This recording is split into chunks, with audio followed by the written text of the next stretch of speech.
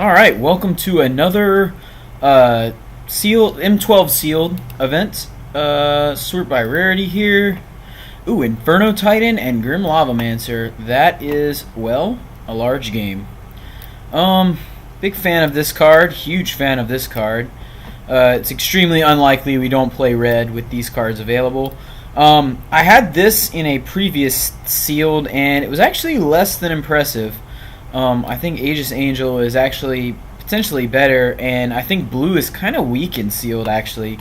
So we have a lot to think about here. Let's see what we have to go with our, Fireball, Volcanic Dragon, Inferno Titan. These guys are fine. This guy will depend on how far. Like, here's Shock, Lavamancer. We could play two Fire Slingers, and that makes this guy good. Fire Slinger is actually decent.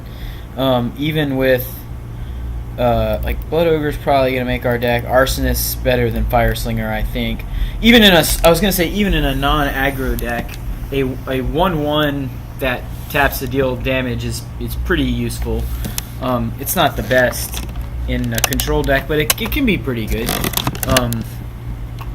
Probably gonna play this Minotaur anyway, just because it's so good that I can't imagine us not playing it.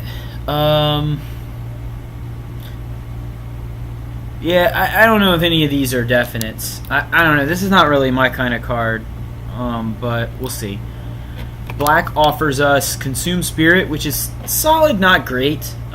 It's kind of like a really expensive Essence Drain, and it's hard to play in like multiple color decks.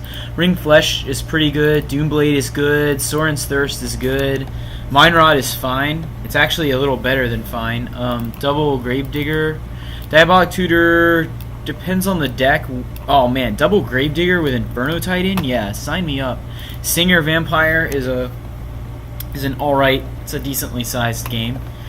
So that's pretty good. And then we have like Devouring Swarms. We could maybe play. Onyx Mage might make the deck. No Child of Night. That's disappointing. Green offers us Rampant Growth. Cudgel Troll is pretty good. Alright, we're not going to play green. And blue gives us the Sphinx, Mind Control. Two Skywinder Drakes are good if we want to get aggressive. Divination is fine. Merfolk Looter is pretty good, and two Ponders. Yeah, I could see us going that route depending on what else is available. I mean, Mind Control is above average. By that I mean it's completely insane. And yeah, so white gives us Lawkeeper. Stave Off I think is a really good trick. Alabaster Mage, Stormfront Pegasus is pretty good. Griffin Sentinel is very good, and it's very good with cards like this. Sarah Angel, obviously nuts. Aegis Angel, obviously nuts. Two Assault Griffins. Do we have enough Griffins to support a Griffin Rider? I think we only have 3. This isn't a Griffin, is it? No, it's Pegasus. Obs. Wow. Well, we have a lot of options. We have a lot of options. We have this Rusted Sentinel that could make our deck no matter what, if we wanted it to. So I'm kind of digging the black the most because it has a lot of spells, and spells are good with the Lavamancer, and it kind of lets us just, like, playing the two Gravediggers. Like, we're almost definitely going to play the Gravediggers and the Doomblade no matter what. We could go red, white, splash black, or red, blue, splash black, if we wanted to, but I don't see a way that just straight removal like that doesn't make our deck. So what I like to do when I'm trying to decide is, like, there's no way we're not playing the red, and there's no way we're not playing the Value Town guys. So let's split off everything else. And I like to look at the cost and kind of see like what kind of deck it is, where the gaps are. So like here you can see, even though it's red, black, and those are generally aggressive colors, we have a lot of like grindy, control-y type guys, a lot of high value things like that, which makes the blue a little weaker. because mostly what blue can contribute is like high-end bombs, and the stuff at the lower end is pretty bad. Aether Adept's okay, but it would require double blue. Not very good for what's going to be a 3-color deck. Whereas this would be for like a red X splash black. I think the black cards are actually just better, because if we bring those in and sort by converted mana cost, now all of a sudden we've got a lot more options early on. We can even like add this Onyx Mage, or maybe even this guy, depending on what we're worried about.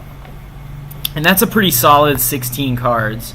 It does stink to not play Sarah Angel and Aegis Angel, so perhaps it would be better if we just played red-white. But I kind of think that a mistake that I've been making in a lot of these videos and in a lot of these decks is that I actually get way too greedy and try to play all the powerful cards in 2 or 3 colors, and it doesn't always work out. So what I think I'm going to do is just play 2 colors this time and try to go for consistency, and then that'll let me play like a little bit less land, and I can then switch in my other colors. Like if my opponent is playing like green with not a lot of good flying creatures or whatever, and I want to bring in the Griffin crew, then that might be something that I'm interested in, and I could just swap out the red or the black, or build a deck with a splash, etc. I think Consume Spirit makes the deck. It's not a fantastic removal spell, but it is a removal spell. It's good for popping annoying creatures like Jade Mage or whatever, and it can go to the face if you need it to. Looking at this, I don't really see like Diabolic. So Diabolic Tutor finds Inferno Titan. It finds Gravedigger if we've already spent Inferno Titan. It finds Fireball if we just want to win the game. Yeah, that'd probably make the deck.